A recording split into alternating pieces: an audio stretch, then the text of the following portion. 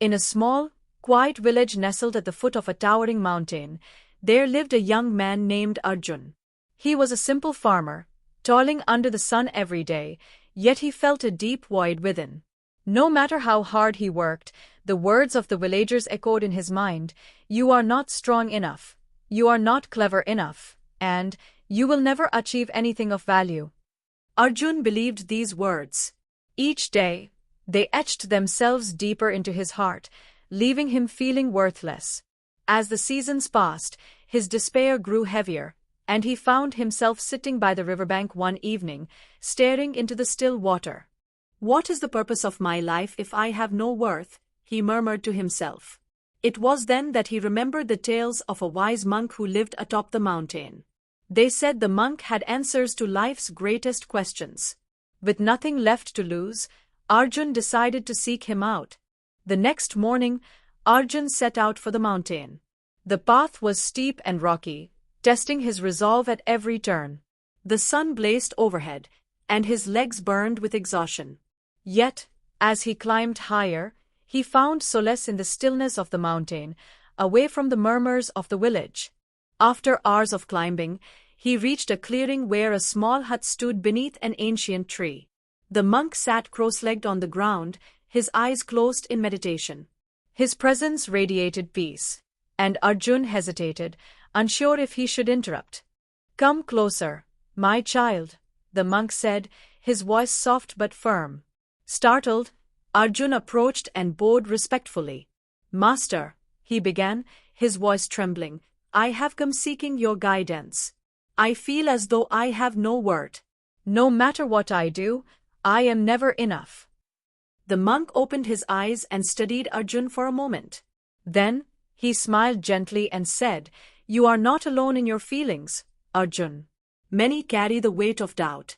But to understand your worth, you must first embark on a small journey."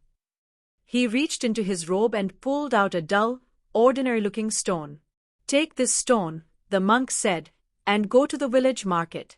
Show it to the people there and listen to their offers. But remember, no matter what, do not sell it." Arjun frowned, confused. "A stone? What can this possibly teach me?" The monk's smile deepened. "Trust the process, Arjun. Sometimes, the answers we seek are hidden in the most unexpected places." With the stone in hand, Arjun descended the mountain and made his way to the bustling village market. The air was filled with the sounds of merchants calling out their wares and the chatter of villagers bartering for goods.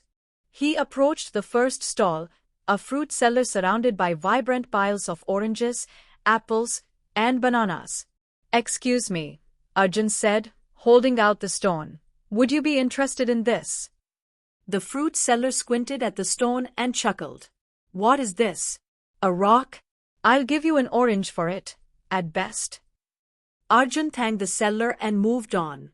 Next, he approached a blacksmith whose muscular arms glistened with sweat as he hammered away at a piece of iron. The blacksmith paused his work to examine the stone. He grunted. "It's just a rock, but it has a decent weight. I could use it as a paperweight. I'll give you 2 silver coins." Again, Arjun thanked him and moved on. His heart sunk as he wandered through the market. Everyone dismissed the stone as worthless. He began to wonder if the monk's task was just a cruel joke. Finally, Arjun reached the jeweler's shop. It was a small but elegant stall, lined with glittering gems and delicate gold ornaments. The jeweler, an elderly man with sharp eyes, took the stone from Arjun and examined it under a magnifying glass.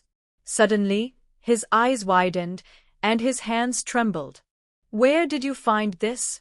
the jeweler asked, his voice filled with awe. "It was given to me by a monk," Arjun replied. "Why?" The jeweler shook his head in disbelief. "This isn't just a stone. It's a rare gem, worth more than I can offer. If you are willing to sell, I'll give you a fortune for it."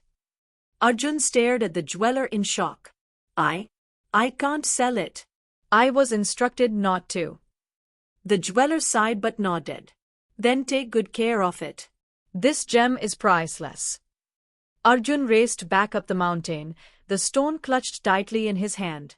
When he reached the monk, he was breathless but eager to share what he had learned.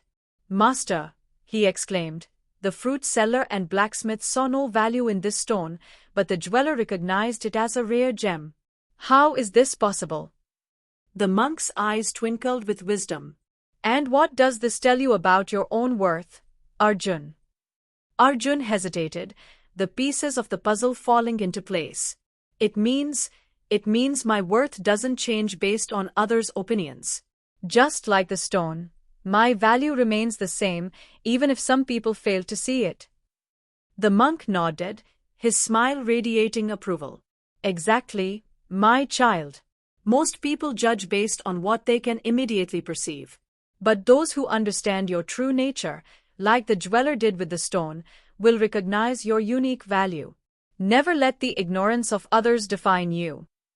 From that day on, Arjun's perspective shifted. He no longer sought validation from the villagers. Instead, he focused on discovering and nurturing his own strengths. He worked with greater confidence and began to help others in the village see their own potential. Years later, Arjun became a figure of inspiration in the village. People came to him for advice, just as he had once gone to the monk. And though the monk had long since departed, his lesson lived on through Arjun, a reminder that true worth is not determined by others but lies within. One evening, as the sun set behind the mountain, Arjun sat by the riverbank once more. This time, he gazed at his reflection not with despair but with quiet pride. The stone, now polished and gleaming, rested in his palm, a symbol of the journey that had transformed his life. He whispered to himself, "I am like this gem, precious, unchanging, and full of worth. And no one can take that from me." As the river flowed onward, so did Arjun's story, a timeless reminder to all who heard it that their value, like a rare gem, is always there, waiting to be discovered.